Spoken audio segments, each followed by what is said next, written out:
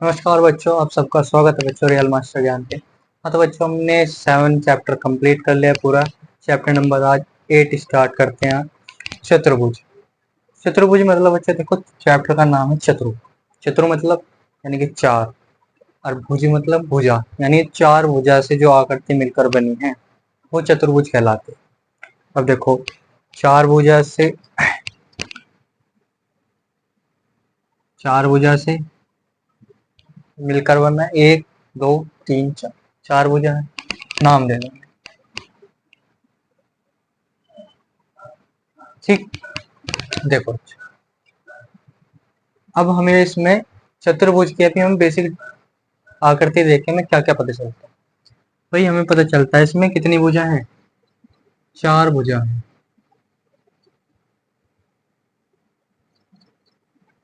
जो इसके चैप्टर के नाम से पता चलता है भाई, चतुर्भुज यानी कि चार भुजा। ठीक, फिर चार ही शीर्ष हैं।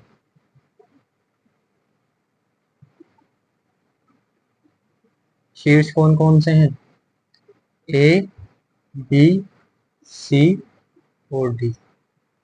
अब भुजा A B, B C, C D और ए डी।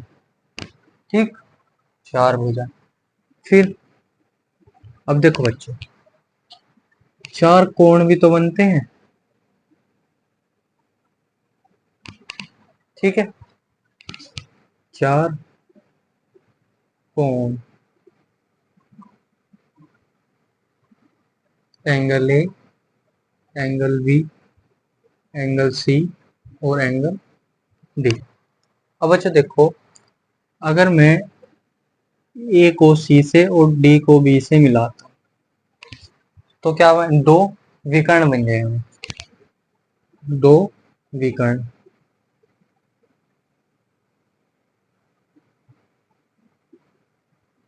कौन कौन से? एक तो ए सी और एक बी डी, दो विकर्ण बन गए। अब देखो, एक पॉइंट यह है कि भाई चतुर्भुज के चारों कोणों का योग 360 डिग्री हो। मैं प्रूव करता हूं कि मान लो, अभी इसे भूल जाओ, एक ही विकर्ण मान लो।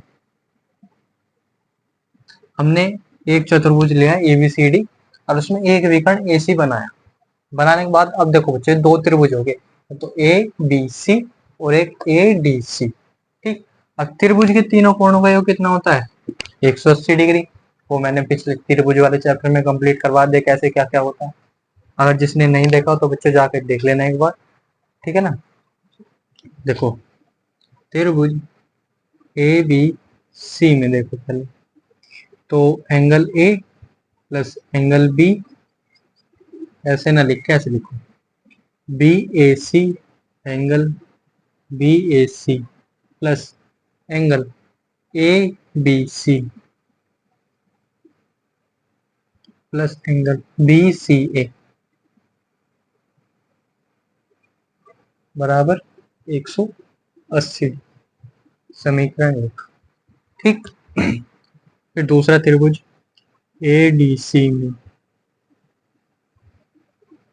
देखो, एक angle D A C, D A C plus angle A D C और plus angle D C A, D C A बराबर 180 डिग्री। ठीक है बच्चों। देखो बच्चों, चतुर्भुज का मतलब है भाई चार भुजा हो रही हैं और इसमें हम विकर्ण भी मिले। अब देखो बच्चों, मैं चतुर्भुज के बारे में अभी बेसिक डेफिनेशन बता रहा हूँ। आगे आगे जैसे जैसे पढ़ेंगे तो उसकी डिटेल भी लेंगे। और बहुत से क्वेश्चन ऐसे होंगे कि हम जो चतुर्भुज को त्रिभुज में बांट के त्रिभुज की तरह सोल्व करेंगे उन्हें, और वे सर्वांगसम आ जाए। सर्वांगसम आने पर हम कह सकते हैं भाई, जब ये त्रिभुज सर्वांगसम आ गए दोनों आपस में, तो इनकी कोई सी भुजा आपस में सर्वांगसम होंगी, क्योंकि सीबीसीटी के कारण ये त्रिभुजों के प्रत्येक संगत भाग बराबर होते हैं। ठीक है ना। तो मैं जब आगे क्वेश्चन कराऊंगा, जब मैं आपको डिटेल में बताऊंगा। ठीक, अभी ये देखो, अब समीकरण 1 व 2 को जोड़ दो। जोड़ो इन्हें, angle B A C plus angle A B C plus angle B C A और plus angle DAC plus angle ADC और प्लस एंगल DCA बराबर 180 डिग्री प्लस 180 डिग्री। देखो बच्चों एंगल बी ए सी तो ये वाला एंगल है बस अभी तो। देखो एंगल करेक्ट एंगल BAC में अभी ये वाला एंगल है और एंगल ABC में पूरा एंगल है बच्चों। देखो कोई भी कहीं से काट नहीं रहा एंगल बी को तो ये पूरा एंगल लिया जाएगा। फिर तीसरा एंगल है BCA तो ये इतना एंगल है, ठीक है। फिर एंगल DAC ये इतना एंगल है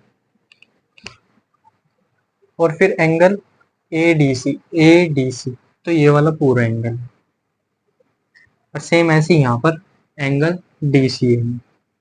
देखो बच्चों जब मैं इन दोनों एंगल को जोड़ूंगा तो पूरा एंगल A मिलेगा। सेम ऐसे अगर मैं इन दोनों एंगल को जोड़ूंगा तो पूरा एंगल C मिलेगा। तो एक तो इसे जोड़ूंगा इसमें तो एक एंगल मिलेगा और एक इसे जोड़ूंगा तो एक पूरा एंगल मिलेगा। ये तो पूरे हैं ही आपस में तो मैं क्या लिख सकता हूँ एंगल ABC प्लस। अब देखो बच्चों जो मैंने पहले पूरे एंगल है वे लिख ली ADC प्लस BAC और DAC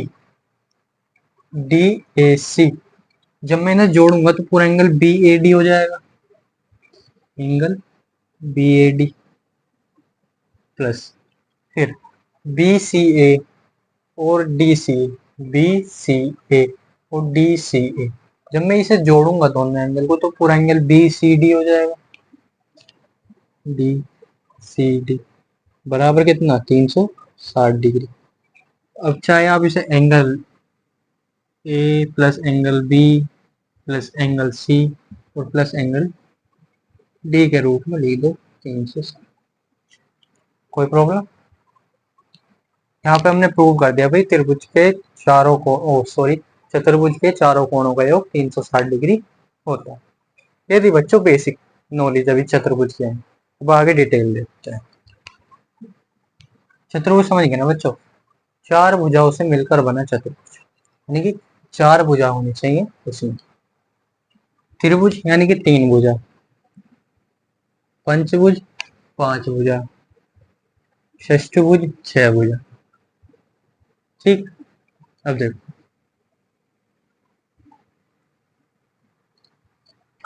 देखो बच्चों चतुर्भुजों के चतुर्भुज के प्रकार।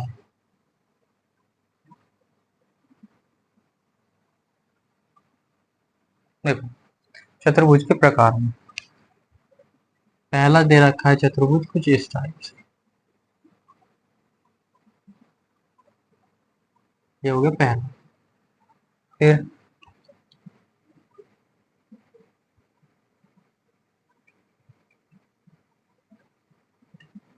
ए Q R S A B C D ये सेकंड। और थर्ड दे रखा है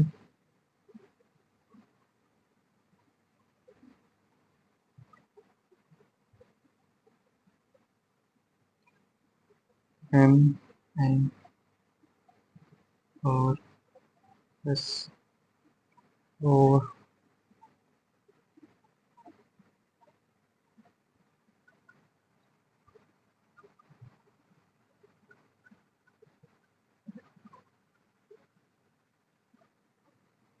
डी ई एफ जी।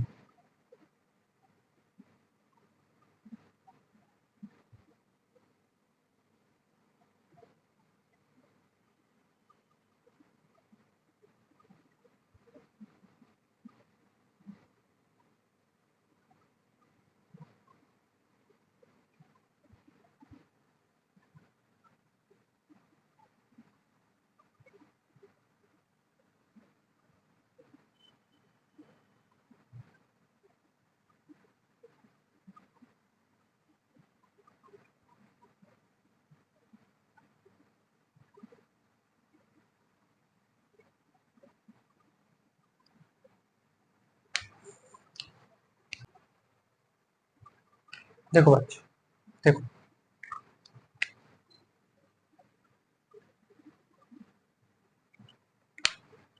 इसमें ये जो चतुर्भुज है ये है समलंब।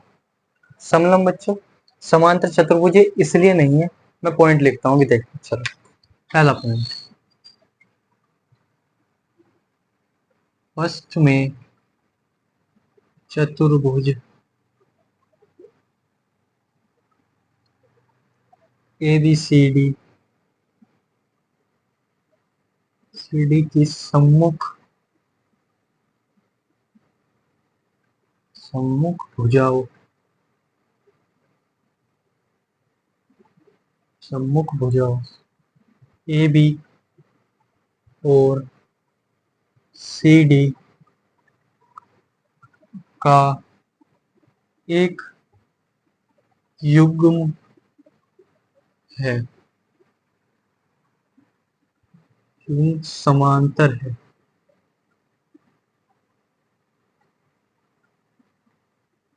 ठीक, समांतर है। यह एक समलंब कहलाता है। देखो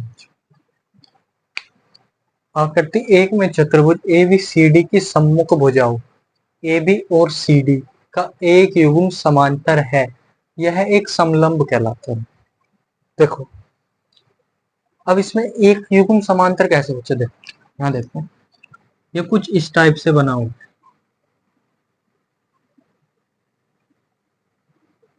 ठीक, अब देखो ये वाली रेखा और ये वाली देखो, ये आपस में समांतर, ये बेशक छोटी है बड़ी पर आपस में समांतर तो है, लेकिन ये वाली देखो साइड वाली, ये कुछ इस प्रकार से। अब मैं इन्हें आगे बढ़ाता हूँ, तो ये आपस में कट कर रहे हैं, और जो रेखाएं आपस में कट करती है वो समांतर है। ठीक है ना, समांतर मतलब अनंत तक समांतर चल रही है आपस में, जैसे रेल की पटरी, रेल की पटरी साथ साथ चलती है पर आपस में कभी मिलती नहीं। ठीक है, चलो ये जो बच्चों कह रहा ना एक युग्म समांतर है, ए बी और सी डी का एक युग्म, ए बी कौन सा था हमारा ये, और सी डी ये, तो ये वाला जो युग्म है ना, ये दो रेखाओं का एक युग्म वो समांतर है, इन दो रेखाओं का युग्म समांतर नहीं। चलो नेक्स्ट, देखो दूसरा पॉइंट कह रहा है आकृति सेकंड, थर्ड, फोर्थ और फिफ्थ में दिए गए चतुर्भुज में सम्मुख भुजाओं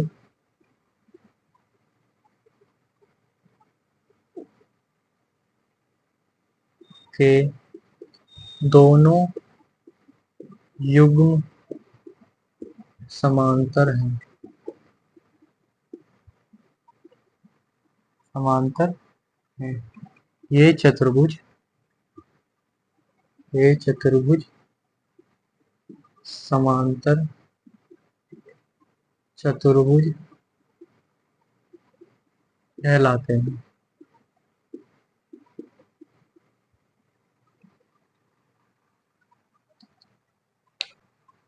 देखो कह रहा है दूसरी, तीसरी और चौथी और पांचवी में दिए गए चतुर्भुज में सम्मुख भुजाओं के दोनों युग्म समांतर हैं, ये चतुर्भुज समांतर चतुर्भुज कहलाते हैं। देखो ये वाली रेखा इसके समांतर है और ये वाली रेखा इसके समांतर, मतलब दोनों आपस में दो दो रेखाओं के युग्म समांतर हैं। अब दो रेखाएं ऐसे नहीं बच्चों कि एक ये वाली ले ली और एक ये वाली नहीं, पी एस के सामने क्यू आर ये आपस में समांतर है, और पी क्यू के सामने एस आर ये आपस में समांतर है। ठीक, सेम ऐसे यहाँ कि एम एस के समांतर है एन आर और एम एन के समांतर है आर एस।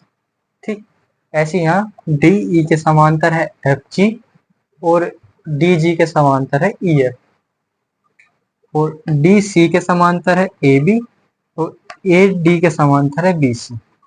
पहले पॉइंट लिख लो, पॉइंट नंबर 3 कह रहा है तीसरी आकृति के समांतर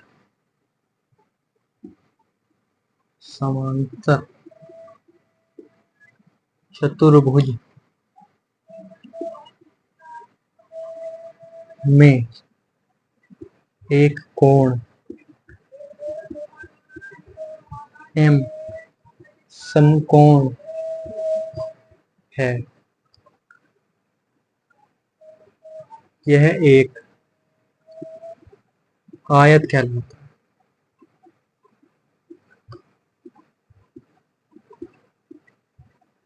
देखो बच्चों, आकृति तीसरी में इस समांतर चतुर्भुज तो है, इसका एक कोण 90 डिग्री है ना, तो यह एक आयत कहलाता है।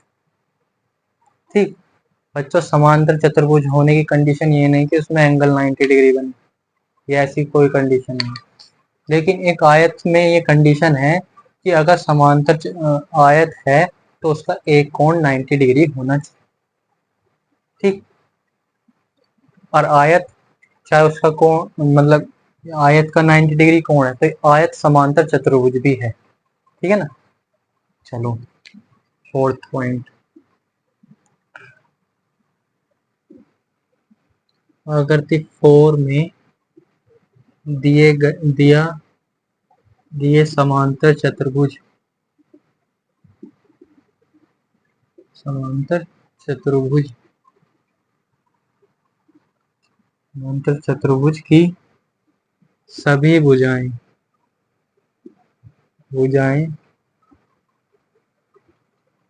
बराबर हैं। यह एक समचतुर्भुज है। समचतुर्भुज है। देखो आकृति 4 में डी ई बराबर है जी एफ के, जी एफ बराबर है डी जी के, मतलब चारों भुजाएं आपस में बराबर है। और कि डी ई और एफ जी आपस में समांतर हैं, डी जी ई एफ आपस में समांतर है। समांतर एक दूसरे के हैं और रेखाएं भी बराबर हैं, ओ भुजा भी बराबर है, तो ये समचतुर्भुज कहलाता है। अगर बच्चों इसी चतुर्भुज में इसका प्रत्येक एंगल 90 डिग्री होता तो वो वर्ग कहलाता। अब समचतुर्भुज इसलिए कहा जा रहा है क्योंकि इसका हमें पता नहीं कि इसका एंगल कितना है। अगर एग्जैक्ट 90 है तो वर्ग कहा जाएगा, अगर 90 नहीं है तो वो समचतुर्भुज कहा जाएगा, अगर भुजा उसकी बराबर है तो। ठीक है ना। 5th पॉइंट देखो, 5th पॉइंट में अगर 5th के समांतर चतुर्भुज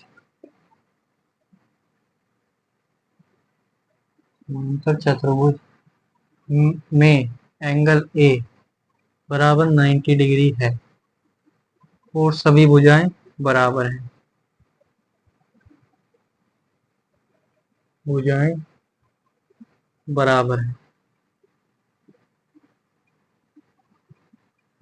यह एक वर्ग है।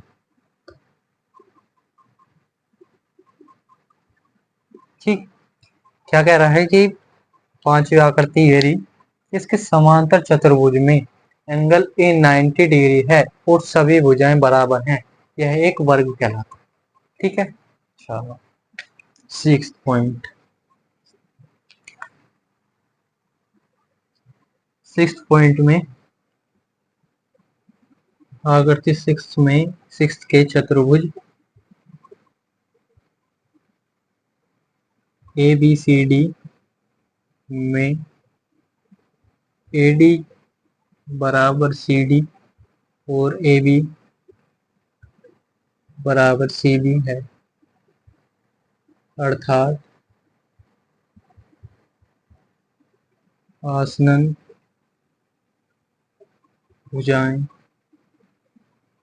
भुजाओं के दो युग्म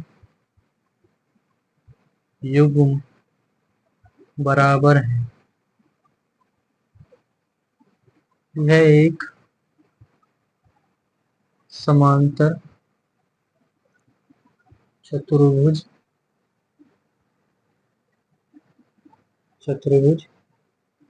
नहीं है। यह एक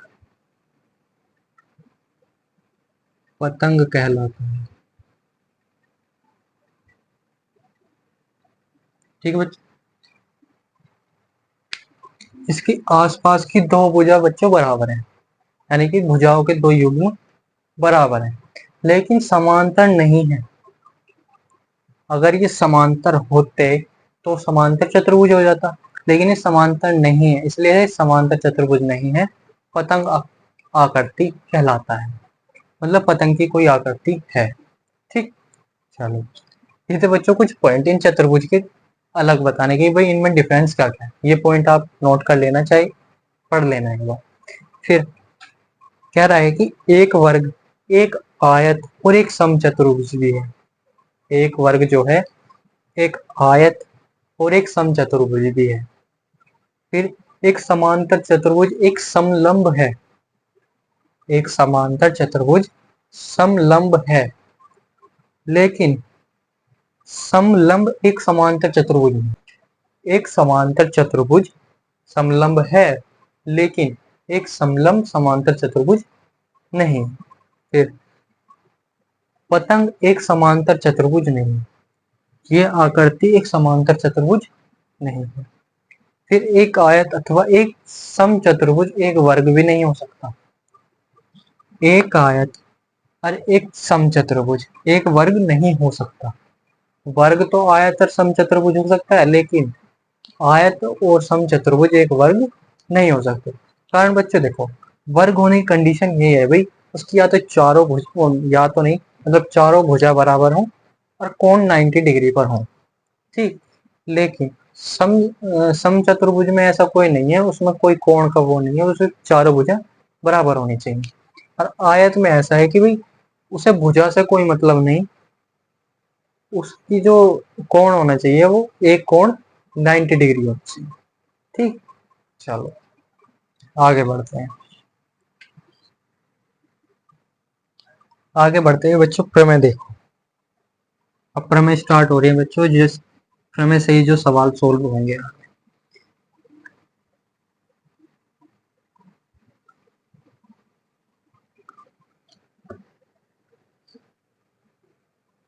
बच्चों देखो, इसमें ऐसा कोई खास फॉर्मूले तो है नहीं, पर जो प्रमेय है ना वो फॉर्मूलों से कम भी नहीं है। अगर प्रमेय आपको पता है तो सवाल हो जाएंगे, अगर प्रमेय नहीं पता तो सवाल नहीं होंगे। ठीक, तो प्रमेय पे ज्यादा ध्यान देना। तो प्रमेय नंबर 1,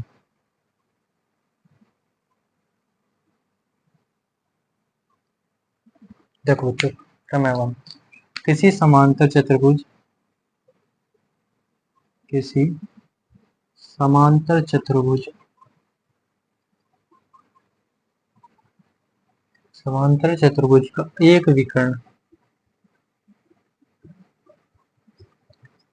विकर्ण उसे दो सर्वांगसम त्रिभुजों में विभाजित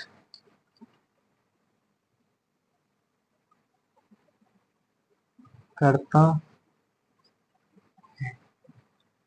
देखो, पहले प्रमेय जो कह रहा है भाई किसी समांतर चतुर्भुज का, ये पॉइंट याद रखना बच्चों, किस समांतर चतुर्भुज का है उसने, किस समांतर चतुर्भुज का एक विकर्ण उसे दो सर्वांगसम त्रिभुजों में विभाजित करता है। मैं इसे प्रूव करके बताता हूँ। चलो देखो,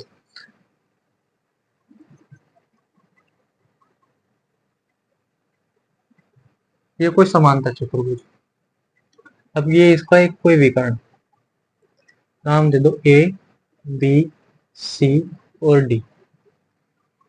देखो बच्चों, समांतर चतुर्भुज। समांतर चतुर्भुज होने की कंडीशन क्या बच्चों, भुजाएं समांतर होंगी, यानी कि ए बी समांतर डी सी के होगी, या ए डी समांतर डी सी के। भाई समांतर तो है। अब जब दो रेखाएं समांतर होती है, मैंने जब रेखा वाला चैप्टर पढ़ाया था, रेखा और कोण में मैंने बताया था, अगर रेखाएं समांतर हो और एक तिर्यक रेखा उसे काट रही हो तो एकांतर कोण बराबर होते हैं। देखो बच्चों, अब ए बी समांतर है डी सी के, ए बी समांतर है डी सी के। अब जब ए बी समांतर है और ए सी क्या है, ए सी एक तिर्यक रेखा है,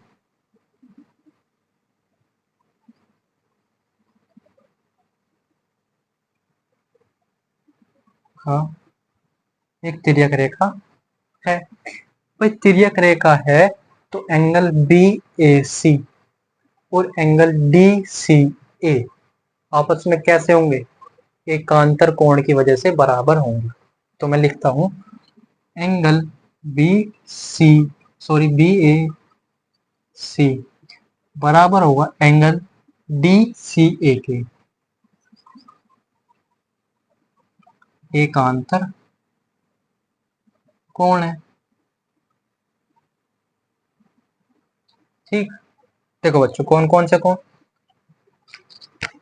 ये वाला कोण और ये वाला कोण आपस में कैसे होंगे, बराबर होंगे, सेम। अब ये वाला कोण और ये वाला कोण आपस में बराबर होंगे, एकांतर कोण है। तो एंगल कौन कौन से, एक तो B C A, angle B C A बराबर एंगल कौन सा, डी ए सी, कारण इसका भी एकांतर कोण।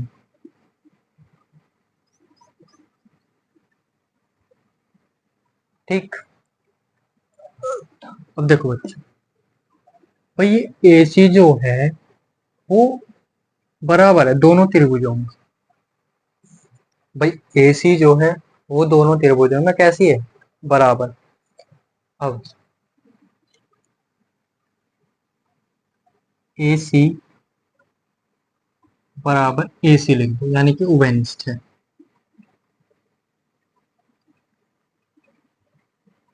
अब देखो बच्चों, आपको कंफ्यूजन हो गया हो भाई ये कैसे कैसे बराबर।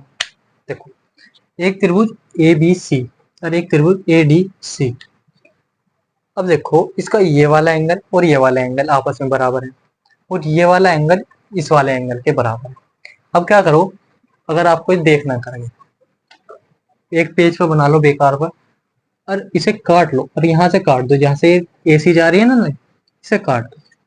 और फिर क्या करो, कोई सा भी एक त्रिभुज पकड़ो और उसे घुमा के इसके ऊपर ढक दो। तुम ये देखोगे भाई कि ये वाला त्रिभुज इस वाले त्रिभुज को आपस में पूरी तरह ढक ले रहा है। ढकने का मतलब वाला त्रिभुज दिखाई नहीं दे रहा, ऊपर वाला दिखाई दे रहा, जो जिसके ऊपर ढक रखा है वो दिखाई दे रहा बस, और नीचे उसके एक और भी है वो हमें पता नहीं चला। तो हम क्या कहेंगे भाई, जब इस वाले त्रिभुज ने इसको पूरी तरह ढक लिया, तो ढकने का मतलब क्या है कि भाई सर्वांगसम त्रिभुज होंगे जब भी तो आपस में ढक लिए, अगर छोटे बड़े होते तो डिफरेंस हमें पता चल। ठीक, अब यहाँ पर क्या हुआ कि त्रिभुज ए बी सी और त्रिभुज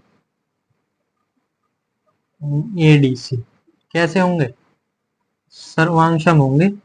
किसके कारण, दो तो भाई एंगल और एक भुजा, नियम के कारण। This is proof. फिर से मैं एक बार रिपीट करता हूँ भाई, ए बी समांतर डी सी के है और ए सी एक तिर्यक रेखा, ये हमें पॉइंट पता चला। अब देखो मैं अलग से बना लूं, ये है डी सी और ये है ए बी और ए सी एक तिर्यक रेखा है। ठीक, ये पॉइंट है। तो इसका ये वाला जो कि पूरा नहीं हो रहा, ये रेखा यहां तक जाती तो ये वाला एंगल पूरा होता, समझना। लेकिन इसका ये वाला एंगल तो पूरा हो रहा है और इसका ये वाला एंगल पूरा हो रहा है, तो हमने ये वाला और ये वाला एंगल बराबर कर दिया। ये तो हुई कि इस यहां तक की बात, ये हुई यहां तक की। यहाँ तक की ये बात हो, लेकिन मैंने ये वाला पॉइंट लिखा और आपको समझ आया होगा। मैंने ये वाली रेखा ली थी उस टाइम, एडी पीसी, तिर्यक रेखा ये वाली। अब देखो, ये वाला एंगल होने के लिए, ये वाला एंगल अगर पूरा करना है तो यहां तक का ये एंगल पूरा होगा, लेकिन ये आधे बीच में ही रुक रहा है। लेकिन ये वाला एंगल और इसका ये वाला एंगल, ये तो पूरा हो रहा है ना। तो मैंने एक बार ये वाली रेखा लेकर और एक बार ये वाली रेखा ये वाला, चाहे तो यहाँ पर लिख लो कि कौन कौन सी रेखा ली थी, एडी समांतर लिया था बीसी। ठीक, मैंने लिखा नहीं, मैंने डायरेक्ट कर दिया, फिर भी आप लिख लो अगर लिखना चाहो तो। इस तरह से मैंने प्रूव कर दिया कि किसी समांतर चतुर्भुज का एक विकर्ण उसे दो सर्वांक्षण त्रिभुजों में विभाजित करता है। अब नेक्स्ट प्रमेय लिखो बच्चों।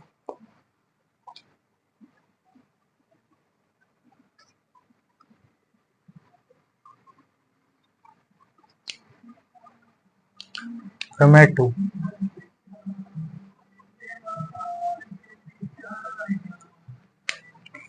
एक समांतर चतुर्भुज में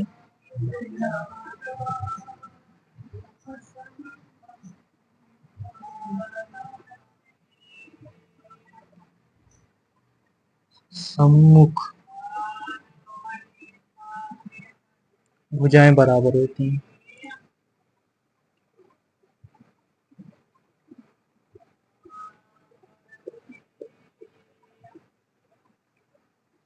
देखो बच्चों, एक समांतर चतुर्भुज की समांतर चतुर्भुज में सम्मुख भुजाएं बराबर होती हैं।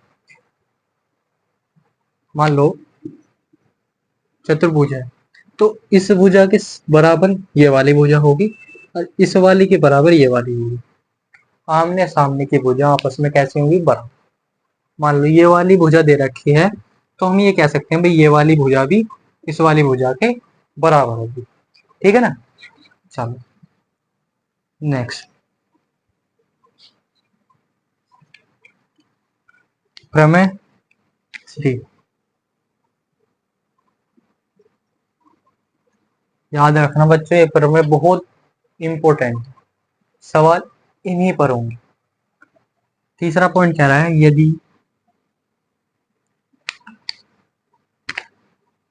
यदि एक चतुर्भुज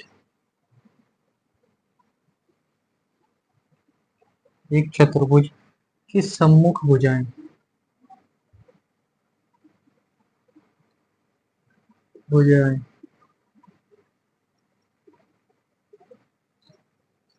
भुजाओं का भुजाओं का प्रत्येक युग्म बराबर हो तो वह एक समांतर चतुर्भुज होता है। ठीक है बच्चों, देखो इस वाले प्रमेय का उल्टा यानी विपरीत, यदि एक चतुर्भुज की सम्मुख भुजाएं हमें बराबर दे रखी हैं। मान लो हमें एक चतुर्भुज दिया और उसको कह दिया एग्जामिनर ने कि भाई इसकी सम्मुख भुजाएं जो है वो बराबर है, तो हमें उससे क्या पता चला भाई, हमें उससे ये पता चलता है कि यदि किसी चतुर्भुज की सम्मुख भुजाएं बराबर हों तो वह समांतर चतुर्भुज होता है। ठीक, या उसने कहा भाई समांतर चतुर्भुज दिया, कह दिया बस भाई ये चतुर्भुज जो है वो समांतर है, तो हमें पता चल गया भाई इसकी सम्मुख भुजाएं बराबर होंगी। या तो उस समांतर चतुर्भुज बताएगा तो हमें उससे पता चलेगा कि सम्मुख भुजाएं बराबर, या फिर वो कहेगा चतुर्भुज की सम्मुख भुजाएं का युग्म प्रत्येक युग्म बराबर हो, तो हमें उससे पता चल गया भाई वह एक समांतर चतुर्भुज होता है। नेक्स्ट,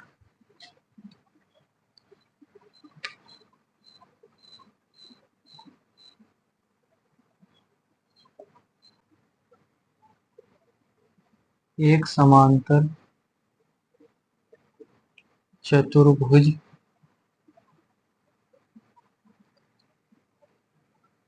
में सम्मुख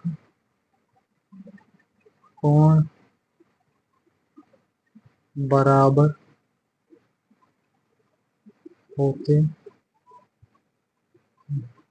देखो बच्चों, कह रहा है एक समांतर चतुर्भुज में सम्मुख कोण बराबर।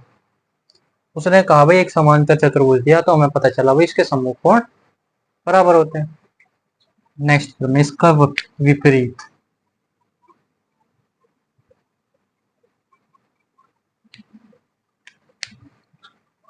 यदि एक चतुर्भुज में सम्मुख कोण कोण बराबर हो तो वह एक समांतर चतुर्भुज होता है। ठीक। प्रमेय नंबर 6,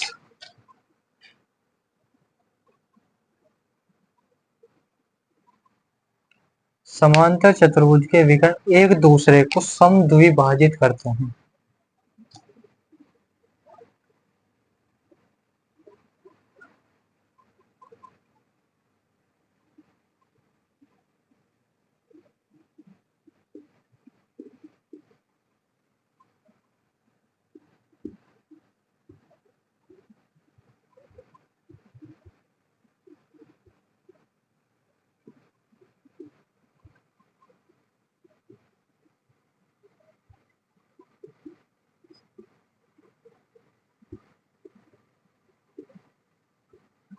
ठीक है बच्चों, समांतर चतुर्भुज के विकर्ण एक दूसरे को परस्पर समद्विभाजित करते हैं।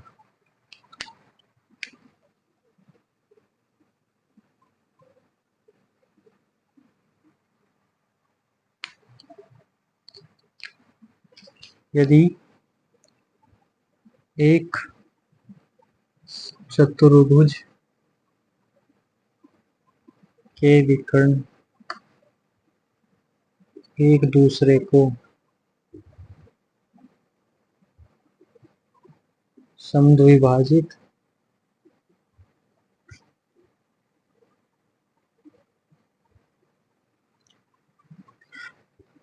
करें तो वह एक समांतर चतुर्भुज होता है।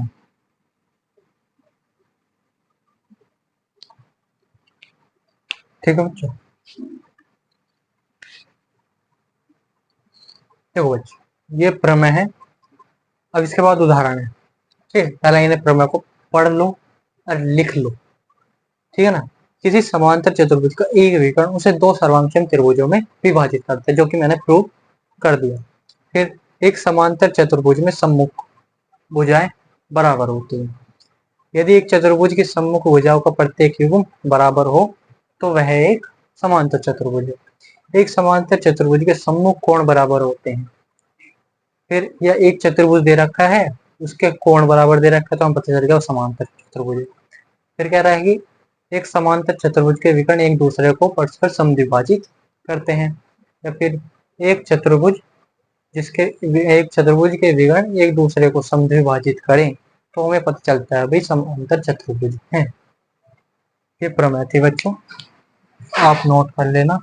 अब मैं उदाहरण पर चलता हूँ।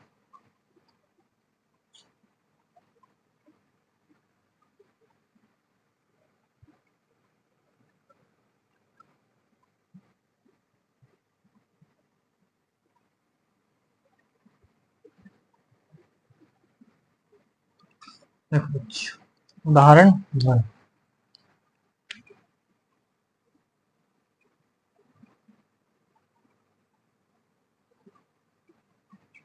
दर्शाइए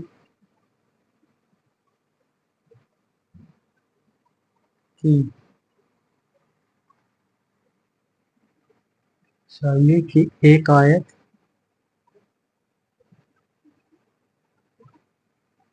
का प्रत्येक कोण 90 डिग्री होता है। तो आयत दे रखा है हमें,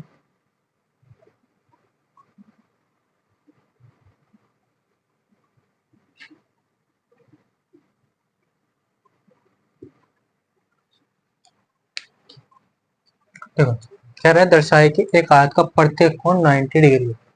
और जो मैंने प्रमेय से पहले जो पॉइंट लिख पाए थे उसमें ये पॉइंट था भाई, एक आयत एक समांतर चतुर्भुज का एक आयत होना जब संभव है जब उसका एक कोण 90 डिग्री हो। और उसने हमें आयत बताया है तो हम मान के चलते हैं भाई एक कोण 90 डिग्री का होगा। माना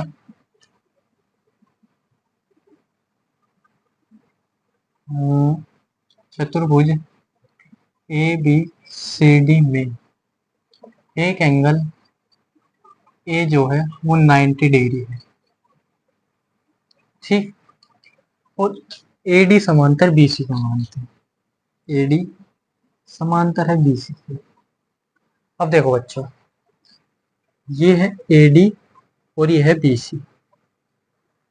अब इसमें जो ए बी है वो कुछ इस टाइप से, अब ये समांतर दो रेखाएं मैंने ऐसे पलटता हूं तो ये जो रेखा है वो इस तरह से आएगी। अब जब मैंने समांतर रेखा मतलब रेखा और वह कोण पढ़ाया था आपको, जिसने बच्चे ने नहीं पढ़ा बच्चों जाके पढ़ लेना।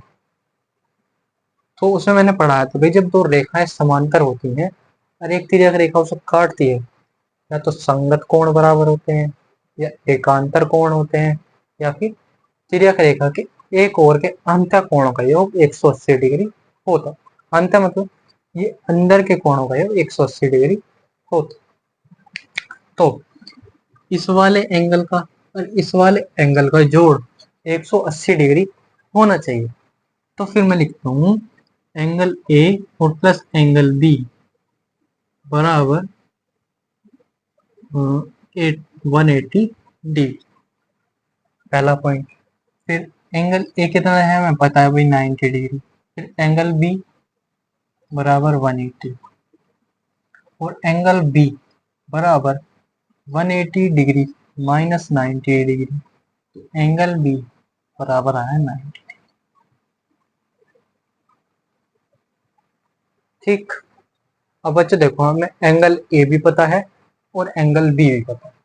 और एक प्रमेय मैंने लिखवाई है, यदि समांतर चतुर्भुज है, एक आयत समांतर चतुर्भुज होता है बच्चे, अगर समांतर चतुर्भुज है तो उसके सम्मुख कोण बराबर होते हैं। तो एंगल ए के बराबर होगा एंगल सी और एंगल बी के बराबर होगा एंगल डी। कारण है इसका समांतर चतुर्भुज के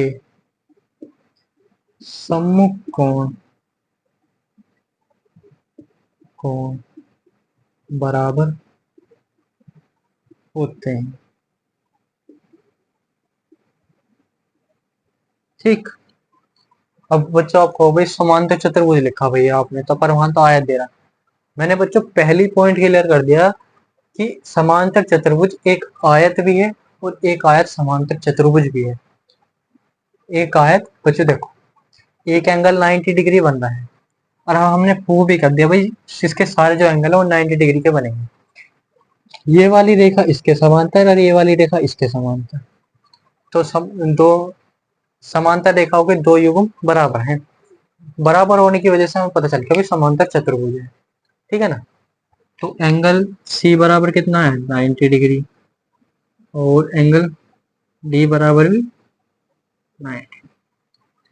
एंगल ए 90 है और एंगल बी हमने प्रूव किया 90। This is answer. हम यहाँ लिख सकते हैं भाई एक आयत का प्रत्येक कोण 90 डिग्री होता है। क्वेश्चन है बच्चे ऐसा नहीं पूछा उसने कोण 90 डिग्री होता है, उसने पूछा कोण समकोण होता है। समकोण का मतलब भाई एंगल 90 होगा, सिंपल सी बात। चलो उदाहरण नंबर 2।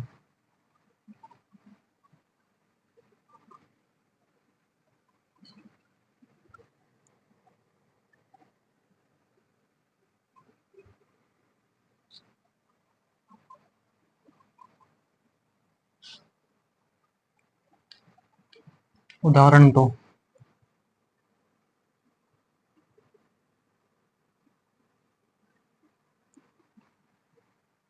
दर्शाइए कि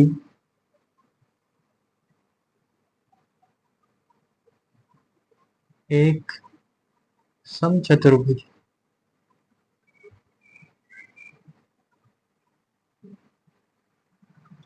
के विकर्ण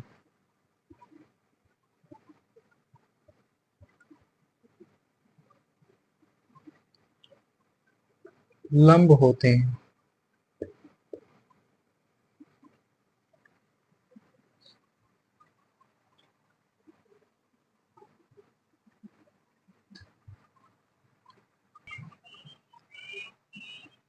देखो समचतुर्भुज बनाना है।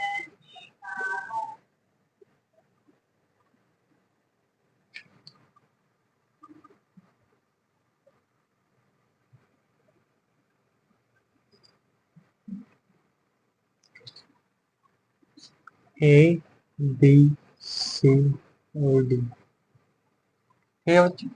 वो हमसे विकर्ण विकर्ण परस्पर लंब होते हैं ये पूछ रहा है, तो विकर्ण बनाने पड़ेंगे। तो विकर्ण बना दो।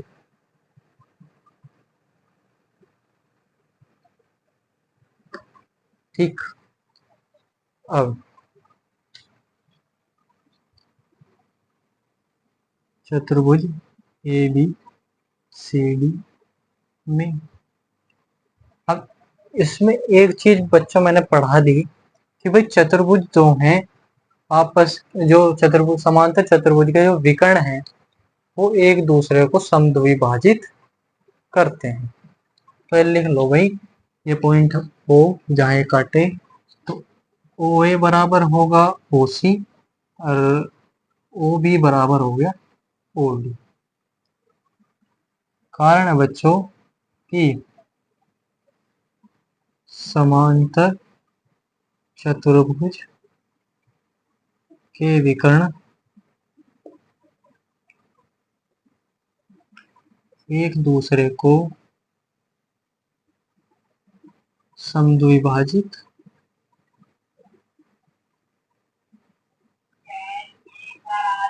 करते हैं। ठीक है बच्चों। अब देखो त्रिभुज ए ओ डी और त्रिभुज सी ओ डी, ये आपस में है बच्चों बराबर। ठीक, आपस में बराबर है। तो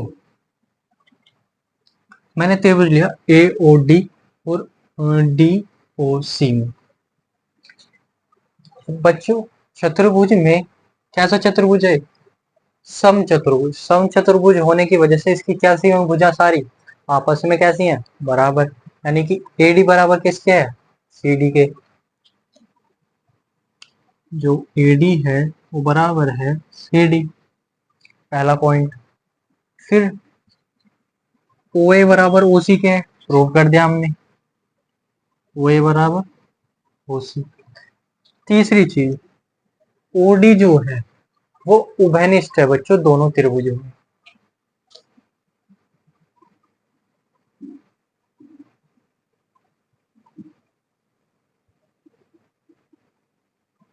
ठीक। अब भाई देखो, एक ए वाली भुजा, एक ए वाली और एक है, तीन भुजा बराबर है, तो हम कह सकते हैं भाई त्रिभुज ए ओ डी सर्वांग सम है त्रिभुज सी ओ डी के। कारण है बच्चों तीनों भुजाएं बराबर है।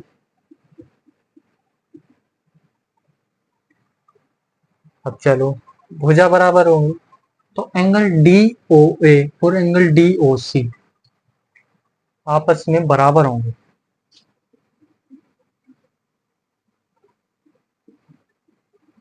कारण बच्चों सी पी सी टी का है। समझ आया? अब बच्चों मैंने ये एंगल क्यों बराबर ली, इसका एक कारण है बच्चों। वो हमसे पूछ रहा है विकर्ण परस्पर लंब होते हैं। लंब होने की कंडीशन है भाई, ये जो ओडी है वो एसी पर अगर लंब है तो जो जितने भी ये आ रहे हैं, ये वाला ये जितने भी विकर्ण हैं वो आपस में एक दूसरे पर लंब होंगे, ठीक है ना।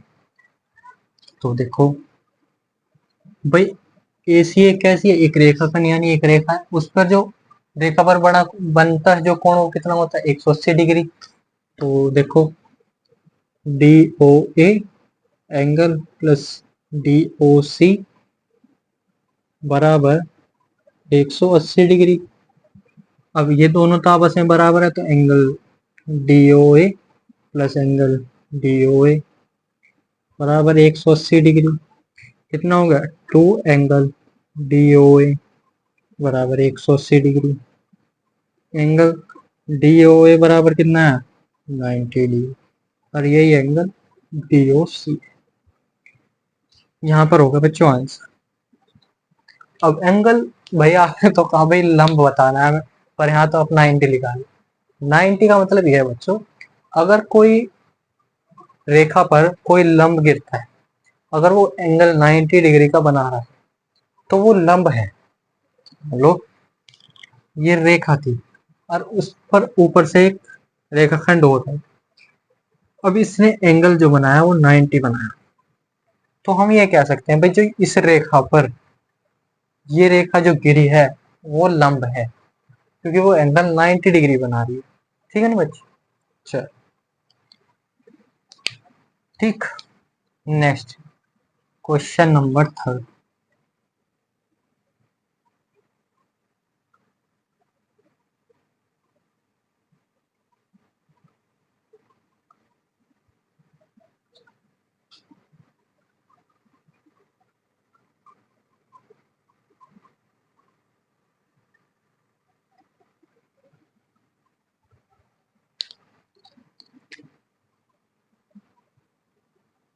ए बी सी में ए बी सी के एक सम द्विबाहु त्रिभुज है जिसमें ए बी बराबर ए सी है और ए डी बहिष्कोण है। बहिष्कोण पी ए सी को समद्विभाजित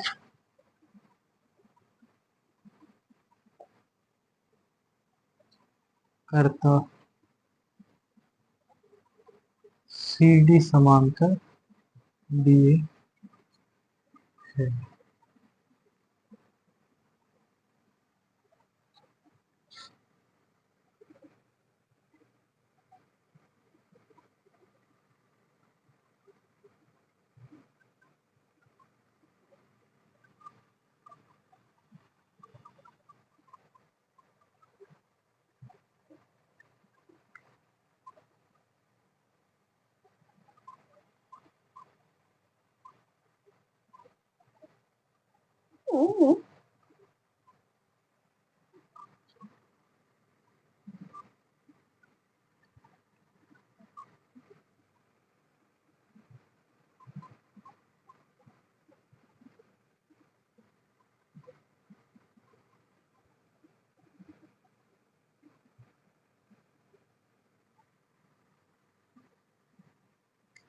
देखो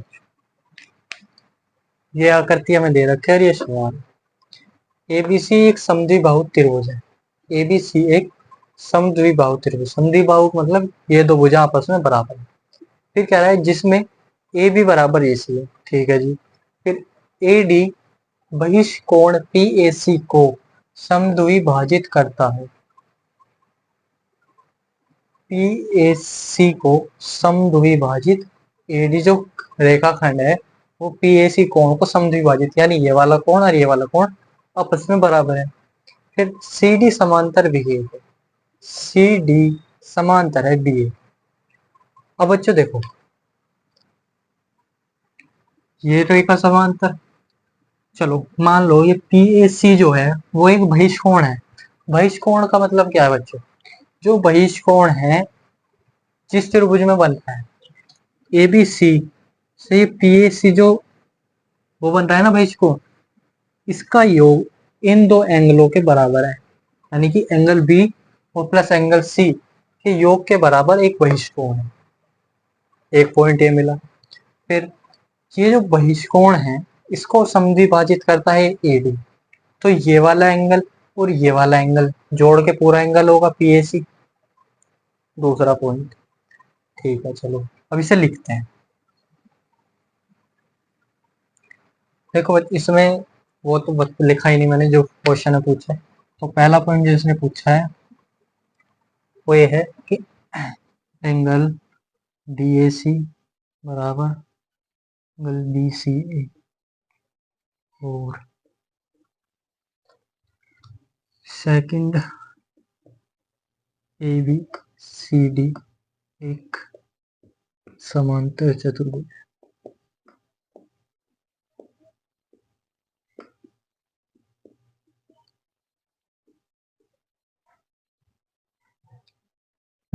ये हमें बताना है, ठीक। अब देखो भाई, त्रिभुज ए बी सी में पहला देख लो, त्रिभुज ए बी सी में पॉइंट क्या है?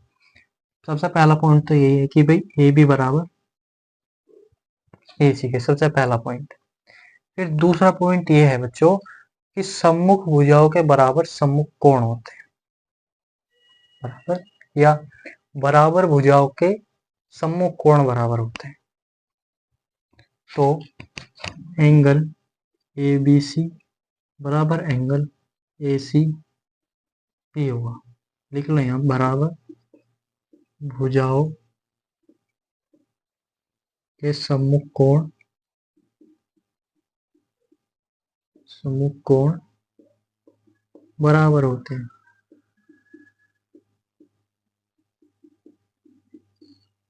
ठीक, ये आया पहला। अब देखो नेक्स्ट पॉइंट, पी ए सी एक बहिष्कोण है। अब बहिष्कोण का जो योग है वो एंगल बी और एंगल सी के योग के बराबर है। तो एंगल पी ए सी जो है वो एंगल ए बी सी और plus angle A C B के बराबर है। इन दोनों के योग के बराबर एक बहिष्कोण है। बहिष्कोण बच्चों कभी भी आए ना, तो उसमें क्या करना है, जहां पर वो बहिष्कोण बन रहा है ना उस एंगल को छोड़कर उसके अलावा दो एंगलों का योग उसके बराबर होता है। ठीक, पहला।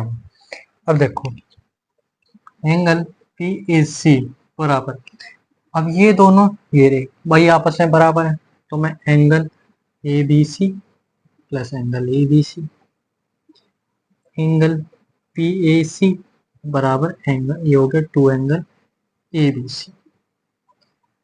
ये हो गया पहला समीकरण। अब दूसरा ये कि भाई पी ए सी जो है उसे ए डी दो बराबर भागों में बांट रहा है, विभाजित कर रहा है।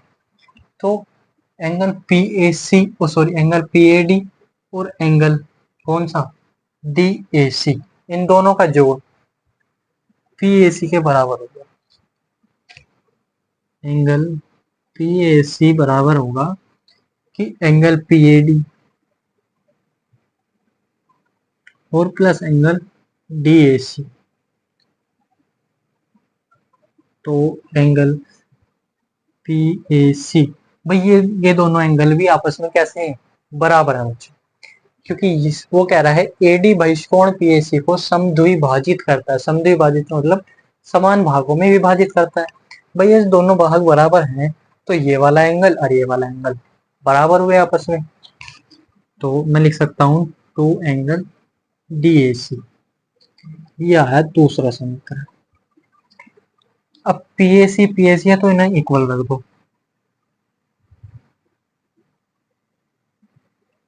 तो angle P A C, sorry ऐसे लिखो, two angle A B C बराबर एंगल टू DAC। अब 2 से 2 कट गया, एंगल ABC बराबर एंगल DAC। लेकिन हमें बताना था DAC बराबर है BCA के। अब ABC किसके बराबर है, यहाँ देखो, ACB के या BCE।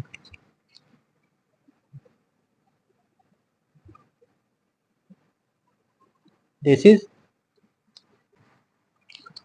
Second part. कह रहा है ABCD एक समांतर चतुर्भुज है। अब देखो बच्चों, ये वाला एंगल इस वाले एंगल के बराबर है। अब ये वाला एंगल, जब BC जो है वो समांतर है AD के, या BA समांतर है CD के।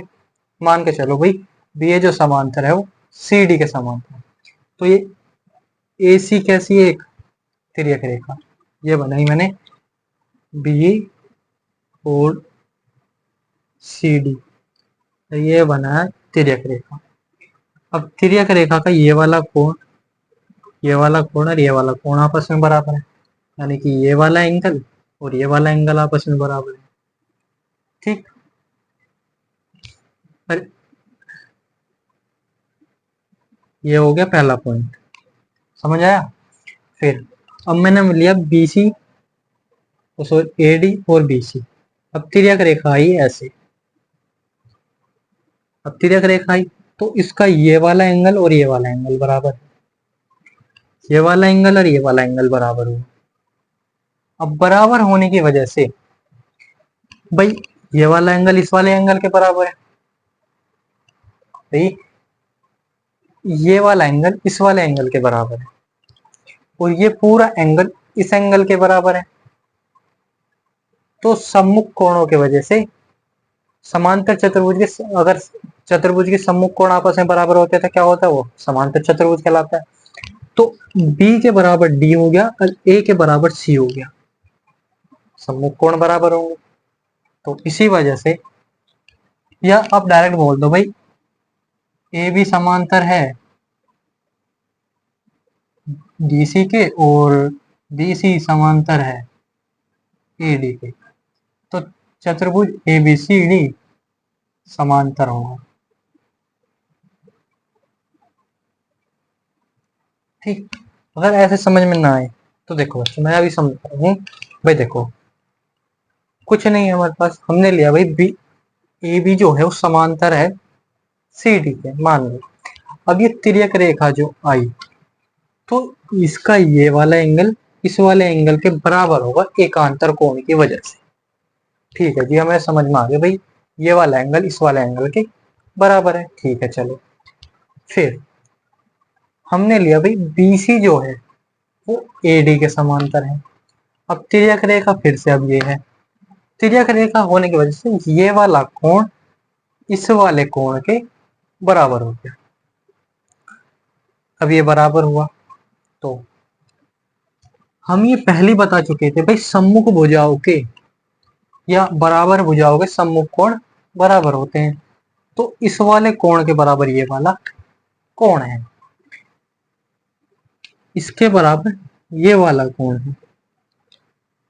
अब इस पूरे कोण के बराबर ये पूरा कोण है, तो इसके बराबर है ये वाला कोण और इसके बराबर हो जाएगा ये वाला कोण।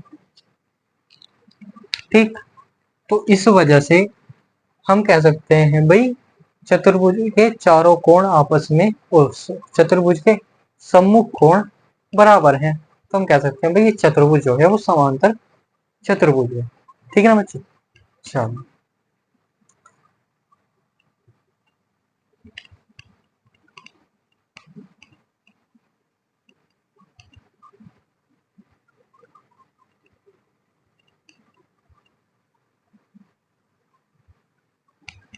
ठीक है बच्चों, आज के लिए इतना ही बच्चों।